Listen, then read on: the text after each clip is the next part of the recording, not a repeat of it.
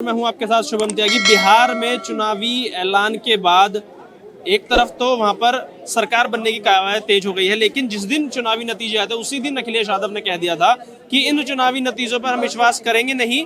और जो एसआईआर की बात उत्तर प्रदेश और बंगाल में चल रही है, शुरू तो हो गया है, लेकिन अखिलेश यादव का कहना है कि अब इस एसआईआर को हम उत्तर प्रदेश में तो बिल्कुल नहीं होने देंगे, क्योंकि चुनाव आयोग की जो क्रेडिबिलिटी है उस पर अब सवाल वो खड़े करें। इसी पूरे मामले में बात करते हैं। राहुल भैया हमारे साथ है, क्या अपनी राय रखेंगे? भैया क्या कहेंगे कि उत्तर प्रदेश में एसआईआर चालू हुआ, अखिलेश यादव ने कहा कि हम जैसा बिहार में हुआ ना वैसा यूपी में होने नहीं देंगे, क्योंकि तुम चुनाव आयोग का पूरा सपोर्ट लेकर जो धांधली करके जीत रहे हैं वो यूपी में नहीं होने देंगे बिल्कुल भी। अखिलेश यादव को बोलो आकर के बस इतना बयान और दे दे कि ये जो पश्चिम बंगाल से बांग्लादेशी भाग रहे हैं बांग्लादेश की तरफ बॉर्डर टाप टाप करके, ये कौन है? अगर ये बांग्लादेशी हैं तो ये भारत में क्या कर रहे थे, और फिर एसआईआर का विरोध क्यों? और अगर ये भारत के नागरिक हैं तो ये अपने घरों को ताला लगा करके घर छोड़ के क्यों भाग रहे हैं? सवाल दो, इन दो सवालों का जवाब दे दो। भारत की जनता भी समझ जाएगी कि हाँ भाई कुछ गड़बड़ है। अगर प्रत्यक्ष प्रमाण की आवश्यकता नहीं है, एसआईआर हो रहा है पश्चिम बंगाल के अंदर, जब बिहार में हुआ, बिहार में 65 लाख लोगों के नाम कटे, 65 लोग भी चुनाव आयोग के पास नहीं गए, पुलिस के पास नहीं गए, कोर्ट के पास नहीं गए, इवन कि किसी समाज सेवी के पास भी नहीं गए कि हमारा नाजायज नाम काट दिया। रोते कौन रहा है? ये नेता जिनकी कुर्सी टूटनी थी, इनको तय था और चुनावों ने बता भी दिया। अब बंगाल के अंदर जो एसआईआर हो रहा है वो तो चुनाव से कई महीने पहले हो रहा है। अब क्या दर्द है तुम्हें? दर्द ये है कि जिस तरीके से बिहार के रिजल्ट आए हैं, कह रहे 200 पार कैसे हो गए हो, 100% स्ट्राइक रेट बीजेपी का, कैसे ये कैसे 65 लाख वोट काटे? और काटे तो काटे किसके काटे, कुछ डेटा ही नहीं है। कहते हैं हमारा जो वोट बैंक होता है वो काट देते हो पहले ही। ये पता चल जाता है उनको कि ये कौन सा वोट बैंक है, कौन बीजेपी को देगा, कौन कांग्रेस को देगा, कौन। हाँ तो वो तो चोर क्या है? चोर कभी कहता है मैंने चोरी की है जब तक फट्टे नहीं बजते हैं। बिल्कुल। अब इनको फट्टे बजे ना, बिहार की जनता ने सबक सिखाया। उससे जाके पूछो वो 80 साल के बुजुर्ग जो कह रहे हैं कि मेरी उम्र भी मोदी को लग जाए, वो माँ जो कह रही है बुजुर्ग 90-92 साल की, जो कह रही है कि भैया मेरा बेटा है मोदी, वो बुजुर्ग जो वोट डाल करके आ रहे हैं और कह रहे हैं मोदी को दिया, उनसे जाके सवाल करो कि भाई विकास तो मोदी ने कुछ किया नहीं, कुछ सड़कें नहीं बनाई, कुछ नल नहीं बनाया, कोई हाईवे नहीं बनाया, कोई ब्रिज नहीं बनाया, तो वोट क्यों दिया? ये उनसे सवाल करो जिन्होंने जंगल राज देखा था, जिन्होंने आज गया जी में फ्लाईओवर देखा, जिन्होंने राघोपुर का फ्लाईओवर देखा, जिन्होंने पटना से लेकर पूर्णिया तक का एयरपोर्ट भी देखा बनता हुआ। ये उनसे पूछो जाकर के जिन्होंने वोट दिया। तुम्हारे चिल्लाने से कुछ नहीं। ये है कि अगर योगी आदित्यनाथ को लेकर मॉडल प्रेजेंट किया जाता है, योगी मॉडल, बुलडोजर बाबा मॉडल, कह रहे हैं अगर इतनी लोकप्रियता है तो एसआईआर करने की जरूरत क्या पड़ रही है? चुनाव आयोग का पूरा समर्थन में, तो योगी जी के चेहरे पे लड़ लो, क्योंकि लोकसभा में जिस तरीके के नतीजे आए वो नतीजे ने तुम्हें डरा रखा है, इसलिए हम बदल देंगे 2027 में यूपी की सरकार। अगर विधानसभा, मेरा विधानसभा क्षेत्र है, वहाँ 2 लाख वोट हैं, अगर वो उन लोगों के हैं जो वहाँ के नागरिक है, जो वहाँ पे पले बड़े, जो वहाँ पे रहे, जिनका मकान है, दुकान है उनका। लेकिन वहां पर एकदम ही आकर के कोई जुगिया डाल करके, तंबू डाल करके, नकली वोटर आई कार्ड बना करके रह रहा कोई रोहिंग्या बांग्लादेशी है, और जहां हम 2 लाख है वहां वो 3 लाख आ जाते हैं या 1.5 लाख आ जाता है, वो वोट को बांटने का काम करता है। तो उन चोरों को किसने दिया भारत की नागरिकता का हनन करने का? बिल्कुल। तो उनको अगर निकाला जा रहा है तो बुरा अखिलेश यादव को क्यों लग रहा है? क्या अभी बिहार चुनाव से ही सत्ता खटकाने लगी इनकी? है अभी खटकाने लगी। और मुझे तो हंसी आ रही थी उस दिन, बताओ धर्मेंद्र जी को इसने श्रद्धांजलि दे दी, जीवित धर्मेंद्र जी को। तो जिसको ये नहीं पता है कि भैया मैं एक नेता हूँ, मुख्यमंत्री रह चुका हूँ पूर्व में, मुझे क्या करना चाहिए क्या नहीं करना चाहिए, एक जीवित इंसान को इसने मार दिया, इसके बातों पे कोई विश्वास करेगा? लेकिन अखिलेश यादव की लाइन मिलाती हुई नजर नेता जो खराब है, नेता जो खराब है, जो टीम मेंबर है वो भी उसको सही बताएंगे। अच्छा, मैं आपका टीम मेंबर हूँ, आप एमपी हो, जो मैं आपको बोलूँ वही क्या बोलोगे? तो ये एसआईआर होना चाहिए, ये बताइए, एसआईआर होना चाहिए?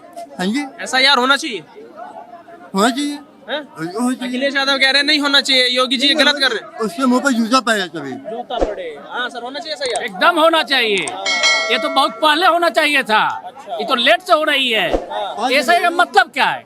मान लीजिए जो हमारे देश के नागरिक हैं, उनको थोड़े कोई कह रहा है कि बिहार में चुनाव है, मैं बिहार से हूँ, 65 लाख वहाँ वोट घटी है। पहले लोग इतना हाला करते कि वोट चोरी हो गई, वोट चोरी हो गई। इतिहास का प्रथम ये इलेक्शन है कि ना ही कहीं बूथ कैप्चरिंग हुई, ना कहीं खून खराबा हुआ, ठीक है, और शांति से चुनाव हो गई। कहीं नहीं रीपोल भी के लिए भी मतलब ये नहीं हुआ कि हाँ यहाँ पर रीपोल किया जाए। क्यों?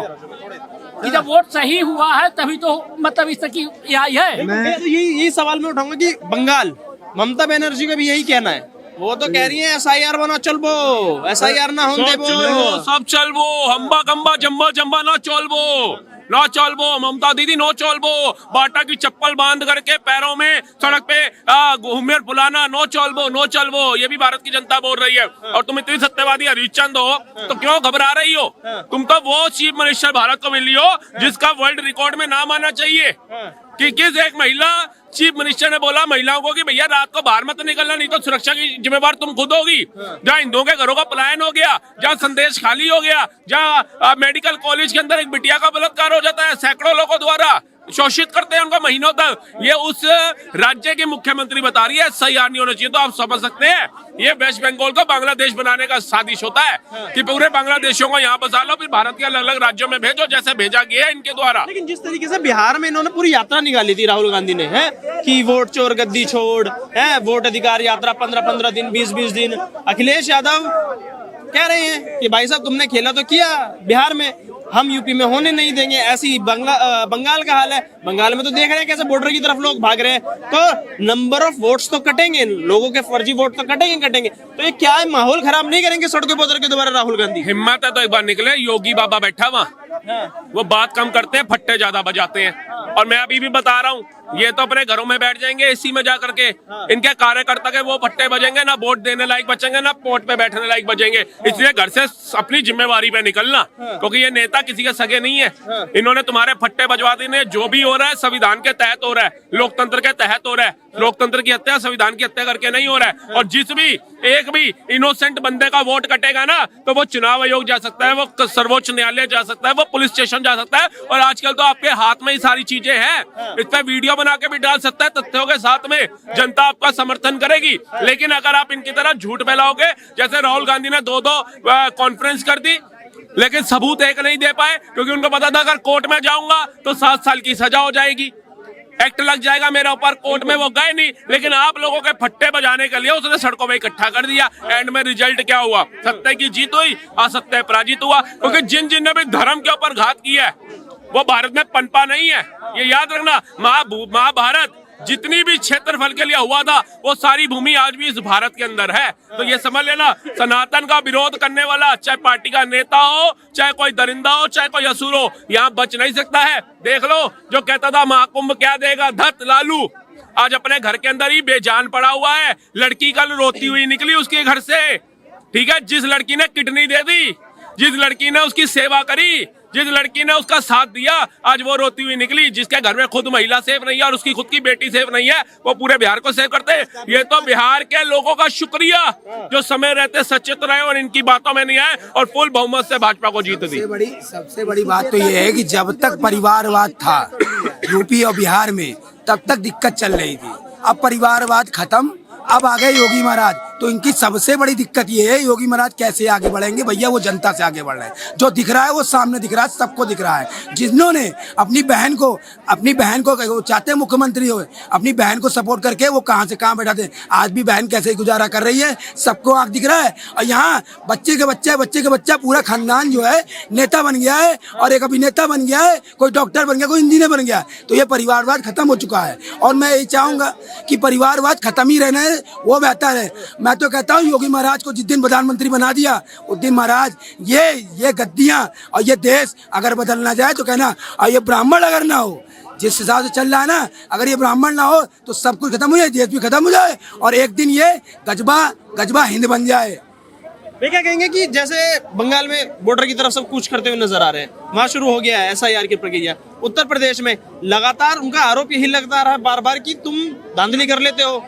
हरियाणा में हमारे पास पूरा फैक्ट था, पूरा डेटा था, हम जीत रहे थे, वहां तुमने हरा दिया। बिहार में हमारे पास डेटा था, हम जीत रहे थे, तुमने हरा दिया। और वो सबसे बड़ी बात ये बोल रहे हैं कि भाई साहब वोट भी वही काट रहे हो जो वोट हमें मिल रहा है। तो इनको कैसे पता कैसे चल रहा है कि इनको वोट मिलता है? देखिए, आपने भी एग्जाम दिए होंगे, भाई साहब ने भी एग्जाम दिए होंगे, स्कूल टाइम में हमने भी दिए थे। जब हमें लगता है ना कि हमने पेपर जो था बहुत अच्छा किया था और हमारे कम से कम 100 में से 90 नंबर तो आने चाहिए थे, लेकिन हम फेल कैसे हो गए, तो हमारे पास एक चांस होता है कि हम उस पेपर को रीचेक कराएं। तो क्या इनके पास, अगर इनको लगता है कि उस जिले की, उस क्षेत्र की जनता ने इनको वोट दिया है, तो पेपर चेक करवाओ। किसने रोका है? किसी ने हाथ पकड़ा हुआ है? नहीं ना। फिर तो ये सिर्फ गुमराह करना जानते हैं और कुछ नहीं करेंगे। लेकिन क्यों, ऐसे क्यों, ये झूठे आरोप क्यों, फर्जी आरोप क्यों? अभी तक चुप है। जो ये अभी आतंकी हमला हुआ जिसने किया उसके लिए शांति मनाए हुए हैं, कोई नहीं बोला मजहब के लिए, लेकिन हिंदू हिंसक बोल देते हैं। तो ऐसे ऐसे ये मुद्दे क्यों बढ़ाए जाते हैं? देखिए ये कभी नहीं बोलेंगे, क्योंकि मैं पाकिस्तानी कहीं वीडियो देखता हूँ, उसमें कहा जाता है कि जब भारत से जंग होगी तो भारत का मुसलमान हमारे साथ खड़ा होगा। तो कई बार मैं देखता हूँ कि जब कोई पत्रकार इनके पास जाता है किसी बात के ऊपर इनकी राय लेने के लिए, तो ये भागते हुए नजर आते हैं।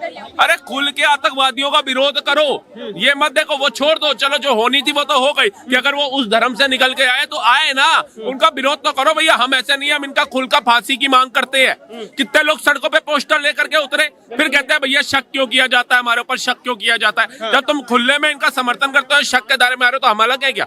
हम तो कहते हैं कलाम बन जाओ। होना चाहिए ऐसा यार, बिल्कुल होना चाहिए, भारत ही के हर एक कोने में होना चाहिए, सिर्फ यूपी तक नहीं, दिल्ली में भी होना चाहिए। ठीक बताइए जब से बिहार चुनाव के रिजल्ट आए, कहना है कि ये फर्जीवाड़ा करके जीत जाते हो, हरियाणा में जीत जाते हो, हैं दिल्ली में जीत गए, अब उत्तर प्रदेश में SIR हो रहा है तो अखिलेश यादव को दर्द हो रहा है, बंगाल में हो रहा है तो ममता बनर्जी को दर्द हो रहा है। क्या जरूरी है SIR देश के लिए? सर अगर ऐसा है ना तो इतनी बड़ी बात तो वोट में आसान बात तो है नहीं कि धांधली करके जीत जाए आदमी।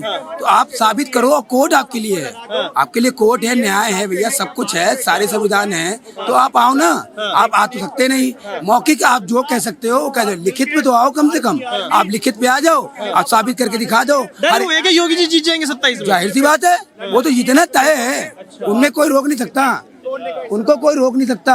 और ये भी जान लीजिए आने वाले प्रधानमंत्री भी वही है, आने वाले प्रधानमंत्री वही है। अखिलेश यादव कह रहे हैं 27 में अपनी कुर्सी बचा लें यूपी की, वो प्रधानमंत्री तो बहुत दूर की बात है। पहले सर अपने परिवारवाद को बचा ले, अपने परिवार को बचा ले, क्योंकि रीजन क्या है कि जितने भी नेता उनके परिवार में लड़ रहे हैं, जो जीत रहे थे अब वो नहीं जीत पा रहे हैं, अब उनकी हार दम तय हो गई है। और अब उनके सत्ता, सबसे बड़ी बात, उनकी सबसे बड़ी सत्ता उनकी कहीं नजर नहीं आ रही है, वो सबसे बड़ी बुराई है। महासंगठन बनाने के बाद भी ये जीत नहीं पा रहे हैं और न जीत पाएंगे। अब योगी मोदी के सिवा कुछ नहीं है।